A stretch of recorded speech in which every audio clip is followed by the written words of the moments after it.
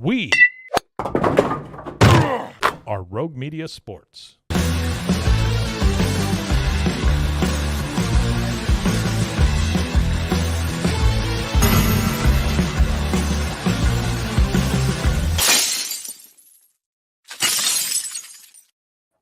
God, Mike, I got all kinds of shit going on as I'm opening up the show. I got Pete yapping. Yeah, it happens.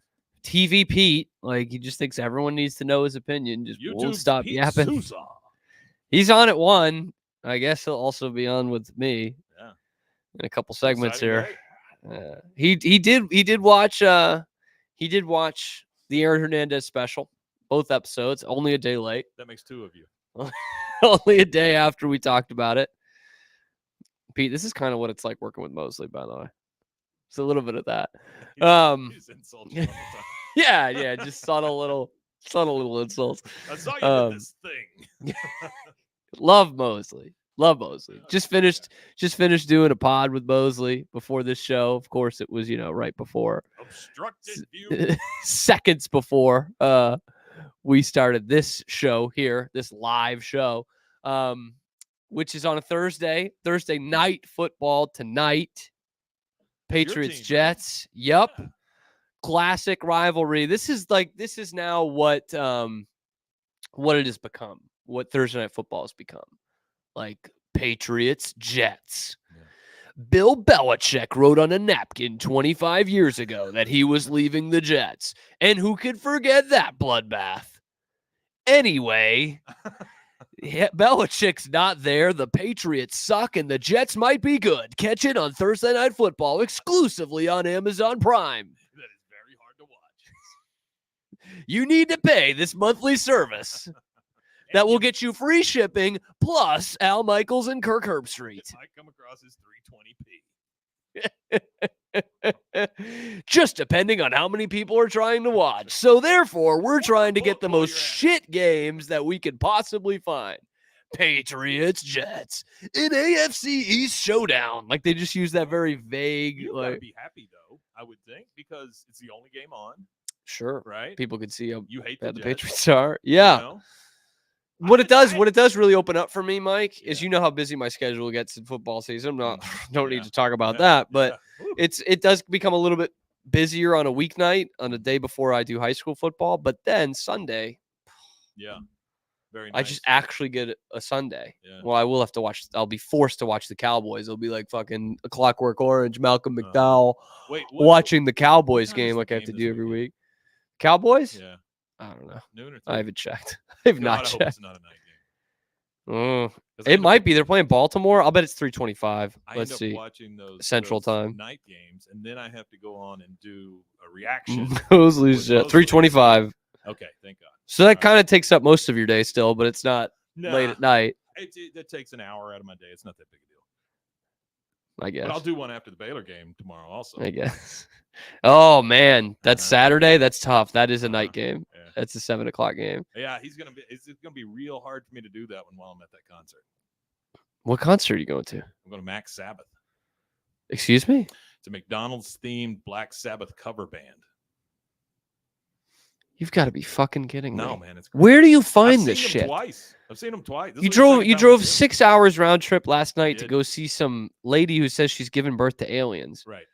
Just like a symposium. Time machine in San Antonio. Was it just her talking? It was her talking for an hour. Yeah. And then there was a Q&A. That's unbelievable. We were able to submit questions through this app, although there were 12 people in the room. So, I mean, I don't really understand why that was required. And by the way, Magic Time Machine, San Antonio, do better. You look rough. You look like. What do you expect for something like this? Well, you know, Magic Time Machine's bad whenever you walk up to the front door and it's just weathered and there's Post-its all over the place and the patina's gone off the door handle. Oh no! And you walk in and you just smell desperate. Does it smell like Alien Afterbirth? No. Boy, talk about that for a punk rock band name. Alien Afterbirth. Yeah, we tried Alien Ant Farm. My friend Casey and I were coming up with names afterwards, and his was Gray Alien Sex Rage, which that's a great name. Was this the rest of the ride home? Yeah. He actually said he was going to do. I had to count something out there. As Gray Alien Sex Rage today, so I'm really looking forward to that. Gray Alien Sex Rage. Gotcha. I was trying to think if there was a good acronym there or something. Grasser though. Grasser. Dude, I saw this very funny tweet. I think I told you about it before I get into this Patriots Jets thing. Very funny tweet. Yeah. Someone had a Tesla and had a bumper sticker on it that said, like we bought it before we knew he was a piece of shit. Yeah. And like tweeted it at Elon Musk, and someone quote tweeted it and said, I think I'm gonna put this on my Volkswagen. That's wonderful. See, that's just great. An awesome tweet. Man, that's good stuff. Oh man, I aspire to be like that on Twitter. I'm clearly not, but just some of those, barely functioning. Like the whole point of this account is that I'm mentally ill, but I say some funny things. Yeah. Because that's who I am in real life. Yeah. I tell you about I had a great thought the other night while I was really high on an edible. Okay. I was talking to Grace, talking to my girlfriend, and she was using the term Scooby-Doo portrait eyes, which if you watch Scooby-Doo, it's like your head's there and I've heard that the term. eyes are moving around, right? Yeah. For the kids. And I had this just profane thought, like this unbelievable thought, which was profound, I think was the word I was looking for. I had this profound thought. Okay. Scooby-Doo portrait eyes are just the male version of Betty Davis eyes. Yes, they are. Right. And if I need to explain it, you're not going to get it. And you won't understand my stand-up. If you know, you know. If you know, you know. Yeah. Yesterday, I was not in the office. I was working from Which home. was bizarre. Yeah. Yeah. So you had to get out on the road early for this. I was working. Yeah, I had to get on the road to go see those aliens. By the way, it was put on by a Bigfoot organization for the alien babies. And then if you go back in November, they're going to talk ghosts. Good. And we've wondered if there's like rivalries there. Yeah. Do the ghost people just think the Bigfoot people are just way out there? Idiots. Just come on. You're seriously buying into that crap? You think they do that like the ghost people when they come in to the what's the place called? Magic Time Machine. Magic Time Machine. They're like, I can't believe you guys. You seriously sold out and did an alien baby night? Are you fucking kidding? Do you think they do that? Yeah, I think it's kind of like the Sharks and the Jets. They're just sure. kind of snapping at each other. Yeah, the San Jose Sharks and the New York Jets. Yeah, exactly. Yeah, it's something like that. Speaking of the Jets, go. I got to talk about the Jets a little bit. Mike, as much as I'd love to just talk about our random shit, which is probably the best part of the show today, I do need to talk about the Patriots and the Jets. Thursday night football in the Meadowlands. Jets barely beat your Titans, Mike. It needed some Will Levis bullshit to beat the Titans, man. Got a quarterback that I think he's colorblind, or maybe he has a bad finger on that throwing hand. Did you like what the coach said about him though? When they caught the coach yelling at him, and he was like, "It's the first year coach. I don't remember his name." Yeah. He was like screaming at him after this another ridiculous turnover. Screaming at him on the sideline. I mean, and after the game, he was like, "Well, he's an adult." And he made a stupid play. Yeah. Like, he's a starting quarterback in the NFL. He's made stupid plays two weeks in a row. 2 weeks in a row. Multiple stupid plays in both games. And both were tight games, right? They gave away both of those games. That's bad. I thought the Patriots gave away the game on Sunday. I really did. They only completed three passes to wide receivers, but I thought they gave away the game. Right? It did go in overtime. Yeah. And the Seahawks needed a game-tying field goal in the last minute. Granted, I thought they were going to score a touchdown, but they needed a last-minute field goal to send it there. So, and then the Patriots got the ball to start overtime and still didn't win the game. That used to be automatic. Yeah. I'm going to wax about Brady here. Obviously, I don't expect it to be nearly the way it was under Brady, but when they got the ball first in overtime, obviously, most importantly in that Super Bowl against the Falcons, it was like, game over. We're not giving the ball back. It did it against the Chiefs in 2018 in the AFC Championship game. They did it against the Falcons in the Super Bowl. It was like, no doubt. But that's not the case anymore. Now, this matchup tonight, I think actually weirdly plays into the Patriots' hands. Oh, yeah? I really do. Now, I think the Jets are a better team. I'm not in on this Jets going to the Super Bowl train. No. But the Jets now could and maybe should win the AFC East with Tua out and possibly forever. Yeah. Skylar Thompson with the Dolphins. the Bills have looked good so far, but I think their window is still done. I don't know if their depth can hold up for them, especially that receiving core can hold up for them. I don't know if Josh Allen is quite that elite to carry them past what I think is a good Jets team, very well-rounded Jets team, but they have sucked against the run. Yeah. They've been pretty terrible. I mean, you watched the 49ers in week 1 just ran all over them. Mm-hmm. And you've watched a lot of the Jets, actually. I have. San Francisco and then the I've been Titans. watching a lot of Jets here lately. Yeah. But they are soft as butter against the run. They're 24th in the league right now at giving up rush yards, 310. They've given up so far. And you look at the teams behind them. Philly is behind them. They just blew a game. The Bengals are 0-2. The Giants are 0-2. They're terrible. The Raiders are terrible. They're behind them. The Colts are behind them. They stink. The Panthers are behind them. They're the worst team in football. Like, we're talking about the bottom quarter of the league here against the run. And they got ripped apart by a backup in San Francisco. Yeah. Great scheme that Kyle Shanahan has. Don't get me wrong. But this was a backup that tore them to shreds. And the Patriots can run the ball. Mm-hmm. They outlaw wide receivers, which I think is a bold move in the NFL in 2024, but they have more than established the run in these 2 weeks. And Ramondre Stevenson absolutely looks the part of the guy who's getting paid what he's getting paid. Yeah. He's got 200 plus yards in these 2 games. He basically sealed the game by himself in Cincinnati. So I think the Patriots have plenty of deficiencies, but the Jets' main deficiency, plays right into the Patriots' strength. And they've had a couple throughout these first 2 weeks, specifically against Cincinnati, but they had one against Seattle as well, of like these 7 or 8 minute drives. And they need to end in touchdowns, which they have in the first 2 weeks. Mm-hmm. But these just huge clock-killing drives that keep Rodgers on the sideline, keep him warming up on the sideline every third down, and then he's got to sit his ass down when the Patriots convert. Like, that could actually, because that's how the Patriots are trying to play here. Yeah. And it doesn't happen as much in the NFL as it does in college football, like really controlling the clock without a passing game. But the Patriots have a defense that I think it could well be top 5 in the league this year. And the Jets offense has been kind of sputtering, but really it's their rush defense that's been the problem. And I think that plays right into the Patriots' hands. And we saw it for sure in that drive that they took the lead in the third quarter against Seattle. It was a classic, like 7-8 minute drive. They just ran it down their throat. They threw like 2-3 passes, and they went on, I think it was 3rd and goal from the 2-yard line, and they put Ramondre direct snap. They split out Jacoby Brissett wide and just pound it down their throats. Mm-hmm. I think the Patriots can do that tonight. After watching 2 Jets games, I can tell you that one thing that I did notice is Rodgers, he makes some bad decisions sometimes. I mean, for as old a quarterback as he is and as much experience as he's had, he throws it all over the place sometimes. And it bailed him out that the fact that Will Levis was the guy who was going against last week. It also bailed him out that we left at halftime. We just went home. We being the Titans. Yeah.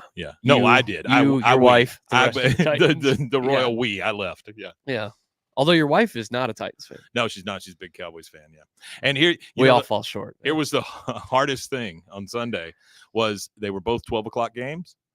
And so I knew the score already before we watched her game. Very hard to keep quiet about that. That's tough. Yeah. That's tough. Yeah. I mean, I understand, a lot of people in this world are hungry, but that was tough. Look, he without hunger cast the first stone, I always say. I'm hungry right now. Sure. But I know you got some snacks that I'm going to delve into. But I think the Patriots could win this game tonight. It would obviously need to be very low scoring. It would need to be 17-14, I think, at the max, maybe 21-17. I think the Patriots can get there. But it's going to be one of those where they have to convert on third downs, which they did at a pretty decent clip against Seattle. They hit a snag in that in the third quarter where they were 0 for their last like 4 or 5. But for the most part, Jacoby Brissett has made plays on third down. So am I going to pick the Patriots to win tonight? No, I'm not. But they could. If I had to guess, though, I would say the Jets are going to win 23-14. But if the Patriots win, it's going to be 17-14. I'm going to say Clip the either Patriots one. 14-13. Now that would be a barn burner. 14-13. That would be a classic Thursday Night Football. But really, what I'm looking forward to is I think the Jets try to win it at the end with a 2-point, and they miss. That would be hilarious. That's what you call a parlay right there. Oh buddy. Man, that would be. And we find out like it's an Aaron Rodgers call. Right, it was like Salah he called it on the field, and he's like, "No, we're going for 2. Yeah. This is the new Jets. We Coach beat the over Patriots there screaming. now. The whole sideline's freaking out. Yeah, that'd be great. No, this is new. Like we're the Jets that beat the Patriots now. And then the Jet fireman after Fireman Ed, he's over there just crying, crushes his helmet. But the Patriots made Fireman Ed quit once. He's like Sinead O'Connor. He's got a picture of Aaron Rodgers. He just tears it up right in front of them.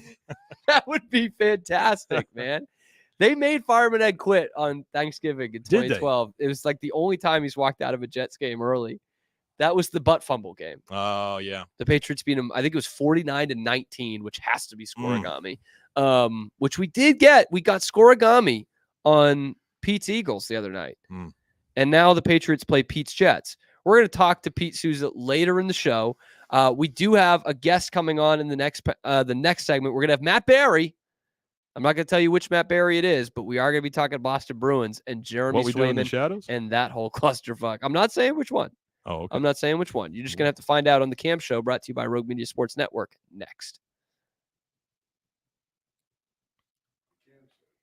Cam Show.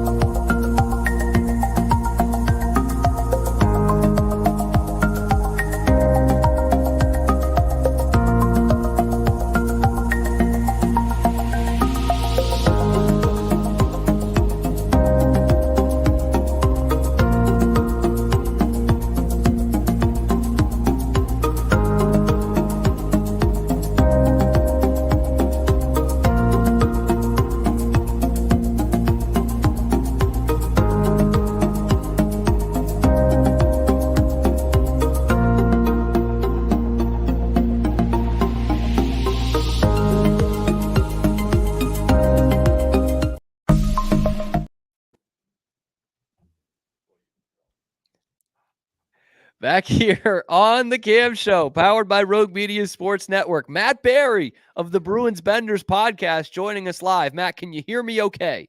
I can. Sorry to disappoint everyone that I'm this Matt Barry, but yeah, here I am. Well, I was excited about that. Yeah, sure. This is I was really teasing it as if like the people are probably thinking like, oh, it's probably going to be the What We Do in the Shadows guy. The day after Big Bruins news, I swear to God, if it's the fucking What We Do in the Shadows guy, and then in pops the Matt Barry they want. Here we are. Here we are on the Bruins from the Bruins Benders podcast on the Cam Show. And Matt, how about it? We've got Thursday Night Football with the Patriots tonight, but the big story around Boston is the Boston Bruins and this Jeremy Swayman news. We like the ultimate blue ball of the offseason, man. They tell us the night before, everyone's on Twitter buzzing about the announcement coming tomorrow. Don Sweeney going to make the announcement at noon. It's going to be a contract, and we're starting to see figures. And then Don Sweeney comes on the stage and says, well, Jeremy's not going to be with us tomorrow. He is going to hold out is essentially what is happening until he gets a contract. So, Matt, I do want to get your initial thoughts. You've been covering this all offseason, all summer long. What were your thoughts when Don Sweeney came to the stage and it was not a Jeremy Swayman contract? Honestly, I wasn't that surprised because I've been nervous about this for a while, and everyone I ever talked to or ever saw a post from us or ever watched or listened to our podcast would say, it's all right. It's going to get done. Stop being dramatic and all this. Even media members who cover the team every single day would say that. But I just saw the signs of this kind of dragging out too long. And a lot of it stems from the animosity created during arbitration last year with Swayman and the Bruins. And I think Swayman still talks about it. So it really has created this real animosity for the situation, I guess, for the Bruins, how they handled it or the management of it. I don't know exactly who he's mad at. And also his agent, Louis Gross, is, he is historic, Yeah, he's done this infamous before. for doing this. And Yeah. William Nylander had to call him like at the 11th hour before he was going to hold out himself and say, can we please just make a deal? So it's happened. Torrey Krug was a Boston Bruin until he wasn't, largely because Louis Gross wanted to get him the most money, which in hindsight was a great move by the Bruins to not do that, because Krug may never play again. So, look, I wasn't all that surprised because it's trending. My co-host on the podcast, he's been saying it for forever, that he thought this was going to go past training camp. And here we are. It's going. John Sweeney threw out December 1st deadline. That's unnerving. That makes you real nervous shudder when you hear that. Yeah, Like, I mean, that's bad. That's past Thanksgiving. And an American Thanksgiving is that time frame in hockey where you have to kind of be in playoff position. So that's just past that. That's not good. Yeah, we think of Thanksgiving, American Thanksgiving, not Columbus Day here, which is Canadian Thanksgiving, of like, you got to kind of have your shit figured out by then. Yeah. Like, you know what I mean? Right. It's not unlike, Memorial Day in baseball, of like, you just need to know what your team is and what your goals are and all that. And you're right, that throws a big wrench into it. And we shouldn't be surprised, I guess. And I feel naive, but I was, after hearing the reports late Tuesday night that this deal was done. And it's obviously not the case, although we didn't see the normal Bruins people reporting it. I think that's worth noting. We didn't see like Bruins beat writers reporting it, or people who are used to breaking news for the team. But the writing was on the wall, whether these reports were accurate or not, that Don Sweeney didn't return a call for 3 weeks. He obviously made it very clear what he thought about that statement, or just the fact that we kept hearing, September 1st, they'll be back in town. Everything will get done. Like, teams aren't even throwing out offer sheets from what we're hearing. And yet it's not. And, as recently as 2 weeks ago, maybe 3 now, Jeremy Swayman was like, I know my worth. I'm going to make sure I'm setting the market. And it just feels like a mess right now. And I want to go back into that point on December 1st, because Sweeney says the deal is going to be done by the deadline, which is December 1st, which is 2 months basically into playing actual games for the Bruins.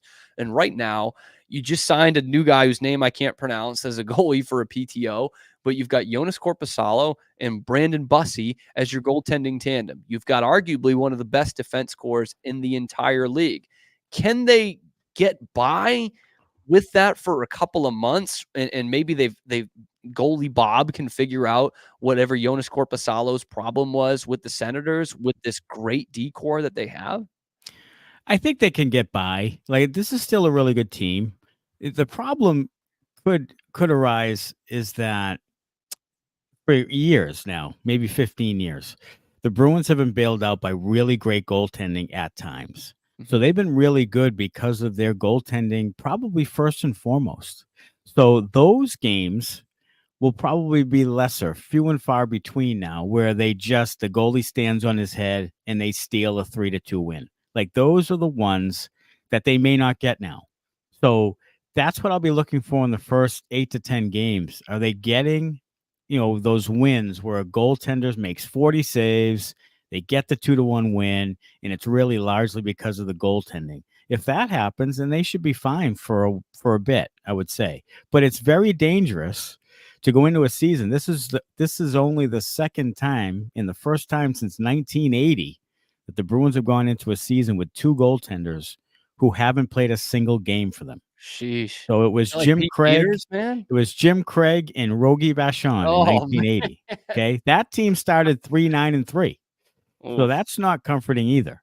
Yeah. So I think right now, Korpisalo has had, some good moments in his career. He hasn't been great lately, of course. And Bussy is unproven. I mean, he's been a good college goalie. He's been a good AHL goalie, but in how many games will he play? Will they go tandem while Corpusalo figures his stuff out? I'm not sure, but it does put them behind the eight ball a little bit. And it's really telling to me that Don Sweeney doesn't usually take risks that will potentially cause them to miss the playoffs, because that's what ownership wants. They want the ticket gates in the playoffs. He'll keep his job if he does that. If he doesn't, then he won't keep his job. So to take this kind of risk with the goaltending tells me that he means business, and that maybe even the ownership has said, don't give in either. Let's look at the Don Sweeney side of this, the Bruins side of this. Who do you think is more to blame for this being dragged out? From what you've heard and what you've seen, do you think this is more of a Swayman and his camp thing, or the Bruins kind of dicking around with Swayman? Well, this is what we talked about last night in our podcast. Was I go back. I don't blame Sweeney for what's happening right now. The thing that I wish he did differently was when it went to arbitration and he had a chance to go 2 years on that deal, he should have gone 2 years. So if he goes 2 years and he's making $3.5 million last season and this season, and you trade Allmark, you have 1 season of Swayman at $3.5 million where he proves it. It's a built-in prove it deal. If you do well here, yeah, you might get 8 years, $9 million, $9.5 million after this season. Next off season, sure, we'll have more cap space. Maybe we can give you the big deal then. So in hindsight, Sweeney was trying to do Swayman a solid by doing just 1 year on that deal, getting him to an RFA status again. Then the team elected not to go to arbitration again, another solid. Then traded the other guy to show that Swayman was the guy. They did 3 things for him. Okay, so I'm not really blaming Sweeney. The only thing I think Sweeney will learn from this is to not do so much in the advantage of the player, so that the player kind of has you over a barrel. So right now, I'm seeing fans now who are really getting tired of Swayman, and not from the media comments he made, where he was talking about UMaine Business School and all this other stuff. Baby, and it just Online. seemed really arrogant. Yeah, it just seemed like really arrogant and money grabbing and greedy. And he was also kind of whiny about the arbitration deal. Look, they didn't have any money to pay him then. Like, they couldn't give him a big deal then. Mm-hmm. So this is what was decided. And Sweeney had a plan, and Swayman just seems to not be willing to deal with that plan and just wants to do his own thing. A lot of it's agent driven, but a lot of it's Swayman driven too, where he's not giving in. So it'll be interesting to see right now how far this goes. I tend to think it'll be done before opening night, but if it's not done before opening night and they get off to a decent start, it'll really start to be interesting to see if they take any calls on him. Yeah. Yeah. And look, I know this is not an apples to apples comparison by any means, but when I think about the arbitration thing, I am thinking like, yeah, I know arbitration's it's not a pretty sight for a player, but no, this is an organization that took Ray Bork to arbitration in the 90s, man. Yeah. It happens, and you're not Ray Bork. You know what I mean? Right. So it's kind of just like a funny way to think about it, but well, that's the thing. I mean, he hasn't played. He hasn't played 150 games. He hasn't had a full season as a goaltender. He's 25 years old. He's won 1 playoff series. He hasn't won a Vezina. There's so many things against him from what he has done, which is important still in this conversation. What he will do, you can debate that to kingdom come. Sure, fine, but what he has done plays a factor. And he hasn't really been there yet. So I think $7.5 to $8 million is more than fair. And then Rich Keefe said yesterday on WEI that that the Bruins will not go over $8 million. I don't blame them. I wouldn't go over $8 million either. Like this, he hasn't earned that yet. He just hasn't. So, and the people who think just give him the money, well, if they give him $9.5 million, then they are completely up against the cap, can't make a move unless they trade someone off the roster, and they really put themselves in a bind. And if he's not very good, or if he's just kind of above average, then you're paying a lot of money for a goaltender. Mm. And to be fair to the Bruins too, like this summer was the one they had an eye towards all of last year when they were, scraping the bargain bin, and obviously Bergeron and Krejci retire, and there's a lot of money tied up in kind of dead space. And then they're like, this year we're going to get some guys off the books, probably one of the goaltenders, which they did, but they don't have as much of a cap hit because they bring in Korpisalo. And now the goalie is saying, well, I'd like all the rest of that, please. Yeah, right. That is what the solution is here. And I don't think that any fan of any sport wants to hear, your bright young star saying, well, I'd really like to set the market. Right. I mean, at that point, right. And guys like Brad Marchand and Patrice Bergeron and Zdeno Chara, who took discounted deals, hometown deals for the betterment of the organization, tried to build that culture. It got to be a little myth by it. Like they have to be. I mean, Marchand made some comments about not taking the contract stuff to the media and being respectful of the team and the team being respectful of the player. It was kind of a dig at Swayman, I thought. So you have to feel that someone like a Marchand, who hasn't been probably paid as much as he could have been as one of the best left wings in the league the last 6-8 years, he probably feels a little bit like, dude, just get on the ice. Sign a deal that the team, feels is fair, and get your ass on the ice. Like that would be my thought if I was Marchand. And because we're talking about a team that, like, I'm not under the illusion they're going to go to the Cup final this year, but they're not that far off from really competing for the Stanley Cup. Sure. As we saw, obviously 2 years ago, they had a buzzsaw of a team. And then last year you were like, man, we're close. You need a couple more pieces. You're not as good as Florida, but you're close there. And one of those big pieces is, having a franchise goalie and one that that has the potential that we think Swayman has. And that has to be frustrating for everyone in that room right now. Sure. I mean, you have teams like Carolina and Florida who you can debate probably aren't as good as they've been. Tampa Bay is aging.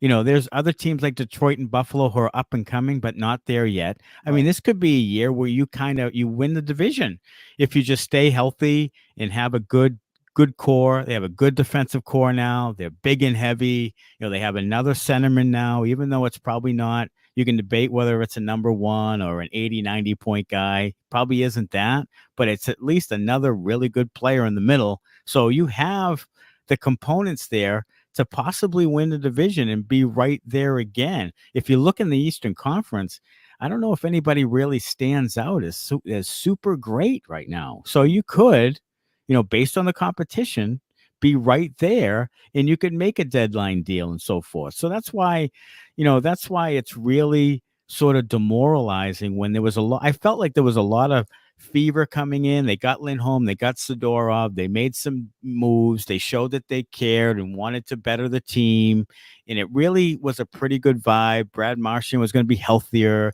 You had young guys like Lowry and Poitras who really showed some promise. There was a lot of good vibes heading in, and I feel like this just pops the balloon a little. It does. And again, it's a team that's not that far away. And no, it's not. It really isn't. To see as a fan.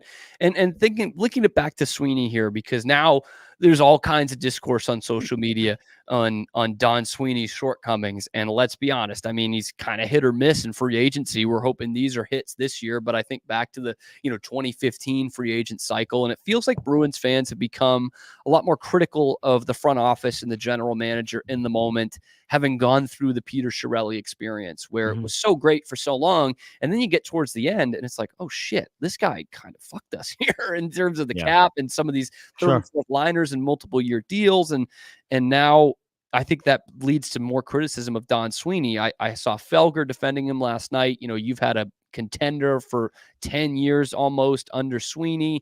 And I'm just wondering, where do you sit on this? Do you think this is a black mark on Sweeney's tenure? And do we need to think of Sweeney's tenure as a failure? I think it's unfair because the team has the best record in Sweeney's tenure in the entire National Hockey League. They had a record-breaking regular season. They went to a cup final. They have a tremendous record in the almost 10 years he's been there as general manager. He gets killed for 2015 draft, which he literally did a month or two after he was hired. Yeah. But he gets killed for it, and rightfully so. But 9 years later, I think we can move on from it. All the players have moved on from it. So I think it's time now to kind of take him at a bigger scope and see that he's done a really good job. He's had some great trades, Taylor Hall, Charlie Coyle. I mean, he's had some fantastic trades in there that have helped the team, make some cup runs, or at least have a fighting chance for it. I'm not a huge Don Sweeney guy. I mean, there's some things that irritate me about him, but as a whole, I think, look, we live in our Bruins bubble where we don't pay attention to the other teams on a larger scope. We just don't. So if you took all the other GMs in the league, first of all, not many are still there 10 years later, but the ones that are, you could find a ton of bad drafts, a ton of bad trades, a ton of bad signings. He did a great job with getting real superstars to sign team-friendly deals. He's created a really good culture there. You're right. Chiarelli had no trade clauses everywhere. He had bad contracts. It was a dumpster fire, and he was able to take them from being at the bottom in 2015-16 to really being, 15-16 to being right there in 19. And here's another point that he made yesterday, which is a little bit of his own horn tooting, but hey, I'll give it to him, is that if you look at teams who've lost their core, like the Bruins had, Chara, Rask, Bergeron, Krejci, if you looked at teams who lose their core, almost every single one hits almost rock bottom, like Detroit and Chicago. And all these teams, LA, all these teams hit rock bottom before they come back up. The Bruins never did. They may have missed a playoff, 1 year or so, but they haven't, and they've been right there, and they continue to be right there. So that's another good point. But look, no one criticizes their team more than Bruins fans do. No one loves to hate their own team like the Bruins fans do. No one holds on to their old narratives like Bruins fans do. It's part of why we love doing the podcast, to be honest. Yes. But it's part of what it keeps the engagement going. But if you looked at it rationally, then Sweeney's been one of the better executives in the league the last 9-10 years. Absolutely. He's gone all in when they needed to go all in. Had some great teams. 19 should have won the cup, to be honest with you. That was a good enough team to win the Stanley Cup. But yeah, and you don't need to look far either. I mean, look at Toronto. Okay, they've drafted well, but they can't keep their superstars in for below market value. Or you look at Montreal. They have not drafted very well the last 10 years. So, you don't need to look far. And Matt Barry of the Bruins Benders podcast, one more question before I get you out of here. I put an impassioned cry for help out the other day because our man, Phil the Thrill Kessel, is 8 points away from 1,000 career points. He is looking to play in the NHL this year. Any shot the Bruins throw a PTO and bring Phil back home where he was drafted. Well, I'll tell you what, with their question marks about the second line right wing, I really thought it might be possible. But then they took Tyler Johnson, who's sort of in the similar situation as Kessel is, instead of Kessel. You know what? I think Phil has still got some, he's one of the real mysteries in the entire history of professional sports. He eats hot dogs and I don't think he even works out, and he just goes and scores Coke goals instead of water. Drinks Coke, and he just battled cancer, by the way. If you look at his photos, he just looks like a guy that you're bumping at the grocery store, but he scores goals left and right. Still at this age, plays all the time.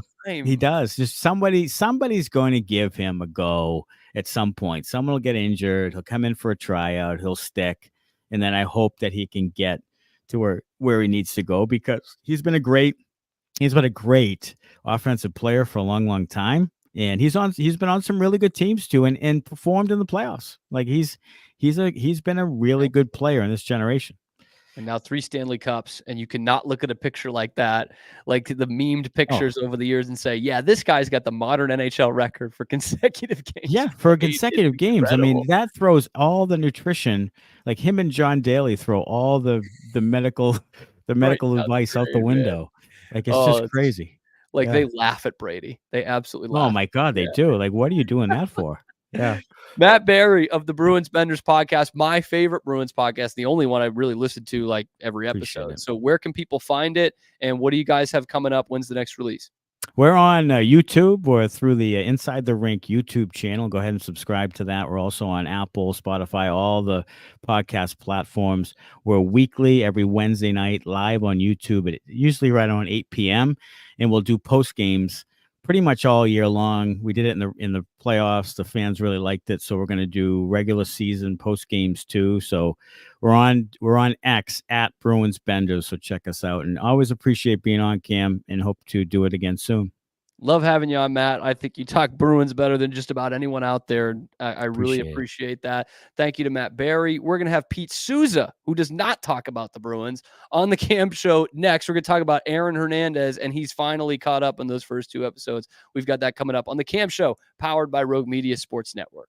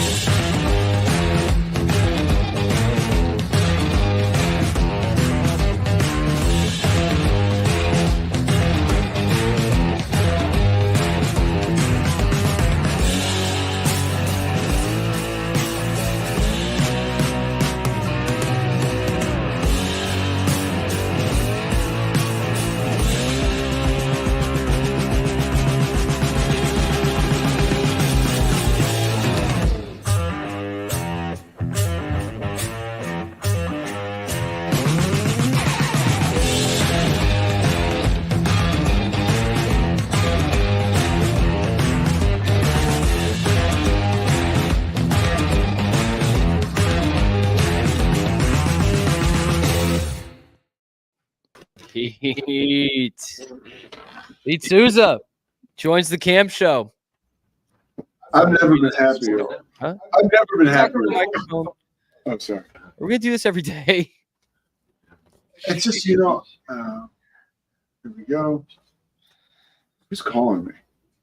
My brother's FaceTiming me. Oh, Well, what do you want to do about that? Hey, Mike, I'm literally on the Cam Show right now. Is this a fucking, what is this? What is this? All right, I'll call you later. I love you. Trolls, we'll call him back. Bye. Love you. What's the troll? What is troll? You should have Troll just kept them is- on. Just have your fucking Do conversation. you want to know who Troll is? Yeah, I want to know who Great troll is. question. That's why I fucking asked. You'll like this. Troll Okay. owns a place, and it is called The Yard. It's in Hermosa Beach. Tom Brady was there recently with his kids. He trains No there. way. It's right on the Strand. Troll Can you is get Tom on the show? Troll will come on the show. Tom Brady won't. Troll's a Philadelphia native, South Jersey guy. He moved to California. He did training with the Raiders, the Rams, like as a trainer, the Dodgers, and now he owns his own gym. It's called The Yard. You walk in there, it's like a cave. Like it's not like too flashy. It's got everything you need, and he has some of the best come and train with him. Would he train me? I could really use a train. This guy would train you. He is so. Let me tell you, he is Look so. at that. Look at those, Pete. Look at those pythons. He is so loyal to my family through my brother Kevin that if I said my man Cam is going to be in town with Grace And and just like to bulk up a little bit. and they want to go use the gym for like a couple of days this week, he'd be like, "Fucking send him right over." And then you A would couple be days in, this year. you would be in there, and then all of a sudden Max Crosby would walk in. It'd be something like that. Max Crosby of Colleyville, Texas. Hey, that's our guy. It looks like a guy from Colleyville. he does. He does. Speaking of NFL players, Yeah. tattooed NFL players, if Dude. you will, Woo! from football hotbeds. Man. You've now watched Ass, American- Aaron Hernandez. It is so good. Okay. So good. Let me start by saying the first episode, that was my brother Michael, right? He's just like me. I had to stop. I have a after- brother named Mike. You do? Yeah. Yeah. Is he gay too? No, No, not just- yet anyway. He's just- about to have a kid in a couple days, actually. We're hoping that it's the same birthday as Liam Gallagher, which is Saturday. You guys are so weird. I am. He didn't know that was Liam So- Gallagher's birthday. Anyways, the first episode was so good. I had to stop and call Mike. I was like, dude, you've got to watch this. Now, the first episode was phenomenal. The second episode, we're doing the FX deal. It's already like, Yeah, you oh didn't yeah. love that? I mean, I will continue to watch. I thought the first one was just like a good setup, I thought like it a was good- amazing. laying down the story. I thought it was amazing, and I thought the How'd you like the second way they opened the first one? one- Oof, I thought that chilling. was the best part. I thought it was amazing. That wasn't like that. I didn't actually mean that as like a the rest of the episode was Yeah. got way downhill, but I thought that was a great way to open it. You know what gets weird, and it's the same thing that happened in that show Clipped. It happens in a lot of these shows. The Clipped one about the Clippers, when they start to introduce the players, and it does. I'm not talking about the on the field stuff. Like Mike Pouncey does not look like the guy from Keenan from Saturday Night Live. Yeah, Yeah, what's his name? Keenan Thompson. Keenan Thompson. They basically have Keenan Thompson playing Mike Pouncey. It's weird. And I'm like, come on. Like, it's not even, they can't Well, just walk into a gym and grab a couple guys and say a few lines. Like, I don't Right, understand. they're not even doing much. No, and these guys. How about the guy are- who plays Cam Newton? Oh, the guy who plays Cam Newton. Oh my God. It's so bad.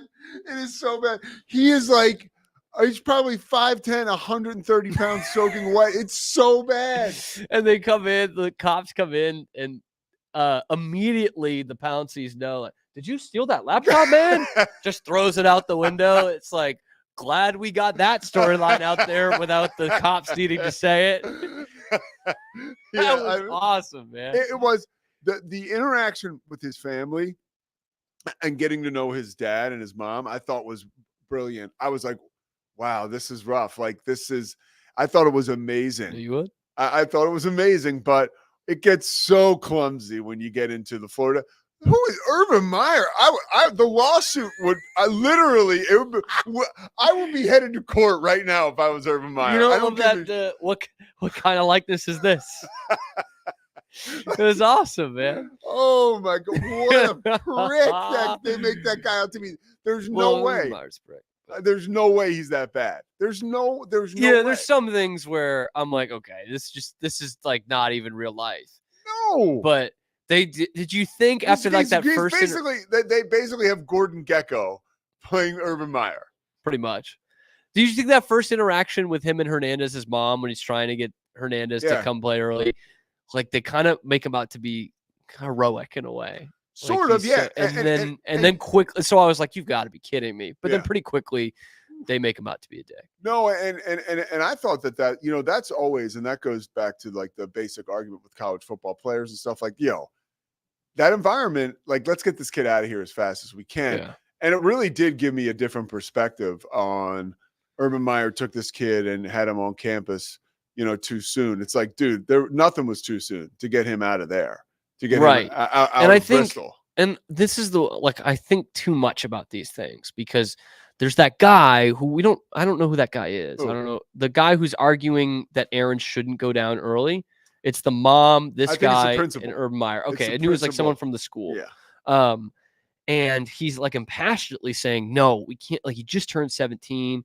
His dad just died. He's got all kind like he needs to at least, get back to normal before he can get down there. And I'm wondering, like, did that even happen? Because it's all these things we say in hindsight that maybe he shouldn't have gone down because he was just 17 and his dad did just die. And it's like, did that conversation actually happen? Or is this just a way to put some sort of voice of reason inside the show? Yeah, no, that's a great point. And I don't know that it did happen. It certainly happened afterwards, right? Yeah. It's all the things we say afterwards. Yeah, but no, I don't know if it happened. I thought they did a great job. I thought his mom was great. By the way, I need to get like a sound drop going. Like UConn should be really happy.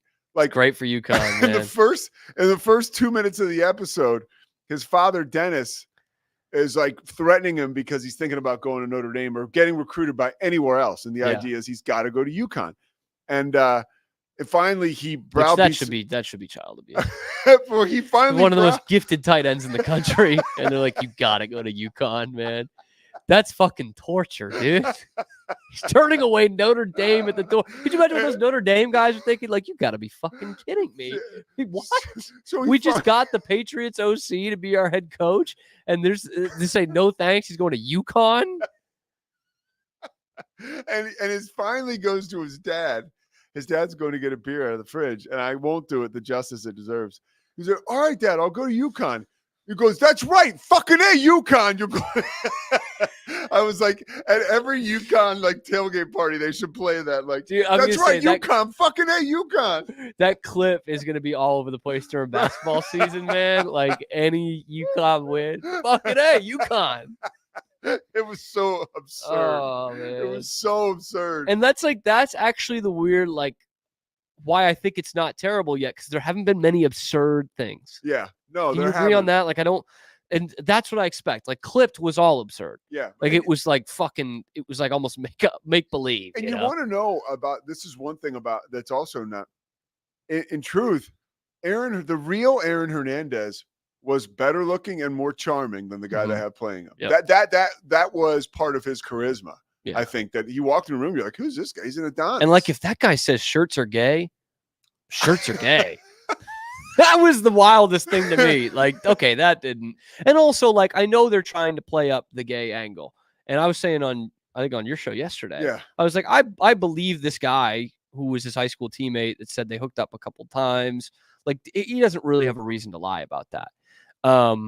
And he talks about how hard it was for his family. There was also a guy in prison that said he had an affair with him. But yes. But what I'm wondering is, like, are they trying to lay it on too thick? Like, we don't know that he met up with anybody in Florida, like he did at the end of the second episode. Like, we wouldn't have really any way of knowing that. We don't even know if the guy who tried to meet up with him knew that was Aaron Hernandez from the Florida Gators. Like, we have no idea. Yeah. It's like when they did The Crown and they would take you inside the talks between the Queen and the Prime Minister. You have no idea what was said. Nobody knows what was said. Yeah. So you're just making this up. 100%. So, like, him chatting with a guy online, while he's watching gay porn and he's going to meet up with, like, we don't know any of that. This is just, that part seems weird of like, okay, we get it. And to take you He's into got like, some. He's got something. He's confused about his sexuality, or he's trying to hide that he's gay. Like we get it at this point. We don't need to what about throwing stuff what about in when here. he's at the party and he's having sex with the girl who's not facing him, Yeah, and he's looking at Keenan Thompson, and Keenan Thompson gives because you can see him get blown in the other room. Yeah, what is going on? Like, there's a lot. I give the FX squad, or the creators, whoever, Ryan Murphy, credit. Like, they just like right away they let you know like this is like an R operation. Yes. Like, by the way, yeah. was that a fake penis? Oh yes, dude. Why did they do that? That was so ridiculous. That was pretty clearly a fake penis yes. in the locker room. Yes. Yeah. Thank you. Yeah, need that but confirmed. it's. I mean, this is another thing. Just from A Wizinator. From a programming standpoint, I get pissed that like, okay, now I would have watched a third episode last night. I would probably watch 2 more today. I'm losing steam already. Yep. And now with the calendar the way it is, I may not watch the rest of this thing. And I don't know that it was enticing enough to come back to. Yeah, why do they? I know for a week later. I mean, this should have been. What is it going to be? 8-10 episodes. I know Sunday through Thursday, 2 shows a night. Why do they? Is there a reason why? Does anybody know really why? In today's day and age, I don't know. Yeah. I don't know why, especially when you're putting them right on Hulu right after. Yeah. Like, just do it Sunday through Thursday night, and we'll get it done in a week, and people will be talking about it still. You know what I mean? Like, there's like the clip thing was amazing. Like, it fell off a cliff interest wise. Yeah, it did. I don't think I even made it through a whole episode of it. I did. The girl. I can say this now because I know my girlfriend isn't watching, but I dated a girl that sort of looked like the girl. Yeah. Really? Yeah. Does that ever like throw you off when that happens? Like, sometimes I'll see someone who looks a lot like one of my exes in public, and I'll just be like thrown off, I'll be like unsettled. I'll be like, that's not her, right? Like, fuck, you know what I mean? Like, if someone who lives in my apartment complex that I see like she'll be walking her dog when I'm going out to my car. It happens like 3 times a week, and she looks like one of my exes. What about when you see when you're with Grace and you see a porn star? Grace knows I watch porn. She does? I've never seen a porn star in public, but does Grace know that you watch? She does. She knows that I watch porn? Yeah. Okay. Yeah. We're under no illusions. Yeah. If there's a night where she's not feeling it. Christy knows I watch porn, but she doesn't love it. But it's just, speaking of an ex, I had an ex who like said we might need to stop this entirely. And I'm like, why? And I still didn't hear. I've never heard a good, compelling argument as to why. Stop porn entirely? Yeah. Okay, I'll tell you why. I'd be like, man, that's not fair. I'm going to tell you why. What do you want me to do? I'm a man with urges. Look, I think porn's not good. Like, well, sure. I mean, it's not like I'm watching it 3 times a day. But it's not good. It makes me, when I watch it, it leads to the objectification of women. I'm better off. I'm better off when I don't. Here's another reason why it's bad. Okay. Because it leads to a mindset of whatever I want, whenever I want it right now. Like, literally, it goes. This realtor's showing me around the house is pretty hot. She probably wants to reach through my jeans. But look, it's all the way to HEB. Like, when all of a sudden, is it? Hear me out. Don't bring HEB into this. Hear me out. They're good people. When people aren't doing exactly what you want when you want it, whatever it is, you just came from this fantasy land, this pleasure dome, where like because frequently I do beat off and go right to HEB. Yeah. And you can fast forward sometimes so you get right to where you need to. It is not good. He doesn't like this generation. No. It needs to be back on the DVDs where you can't skip ahead. And sometimes you got to go through it, and they're not all perfect. They're not all on Botox. I am a better contributing member of society when I'm off it. And that's all I'm saying. The board. Yeah, I think everybody should. It's not something. It's no good. Watching porn, it's no bueno. man. But also, I always say this too. Don't beat yourself up. We're all human. I mean, it's right. Yeah, we're not saints. I don't do it 3 times a day. Yeah, we're not saints. Twice. It is what it is. But you asked the question. Yeah. Well, it's tough when you live away from your lady. Yeah, totally. And I'm telling you, I'm not a creative guy. I'm not as imaginative as some. I can go to the hard drive. So I need it in front of me. What can I say? I need to ask you this. I'm going to ask you. Yeah, because we're going to close. I'm going to ask you on my show later on coming up. I'm really excited. I mostly limit it to like a top 5 favorite porn stars. Oh, What were you going to ask? I'm really excited about. It's funny because I'm going to talk about like top 5 like play-by-play guys today on my show. It's pretty much the same. Yeah. Same erotic. We're going to pleasure. talk. I want to talk about Monday Night Football play-by-play guys because of Al Michaels tonight. Who do you like tonight? 6-point spread. Yeah, I picked the Jets. Yeah. 23-14, which is a cover. But I think the Patriots could sneak like a 17-14. I really do. I actually think this plays into them, but so I don't know excited if they're for good this enough game. yet. New York Pete is so excited. Petey and the Jets, It's baby. in New York. It's Al It's in New Michaels. Jersey, but yeah. Woo! I can't wait.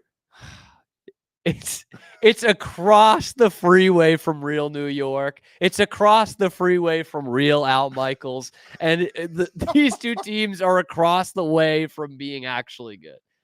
I'm buying in. I'm buying Pete in. wants It's going this to be Jets awesome. thing so bad, man. Yeah. Pete wants the Jets to be good. No, I so don't. I like when New York teams are good. I do.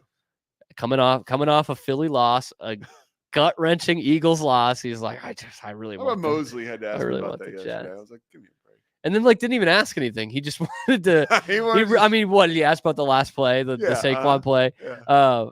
He was like, it was just a way to bring up that the Eagles had lost. Yeah, it and that you're was. from Philly, and I'd be What like, about- man, but wait till the Jets lose. That's where he's really. We gonna can get. talk more about this. All right, we're gonna talk about it on the Pete Souza Show, 1 p.m. Central Time, Rogue Media Sports Network on YouTube, and then afterwards, guess what? It's wherever you get your podcast. Special thank you to Pete. Special thank you to Matt Barry, our favorite Matt Barry here at the Rogue Media Sports Network of Bruins Benders podcast. We're gonna have a breakdown of the Patriots and the Jets.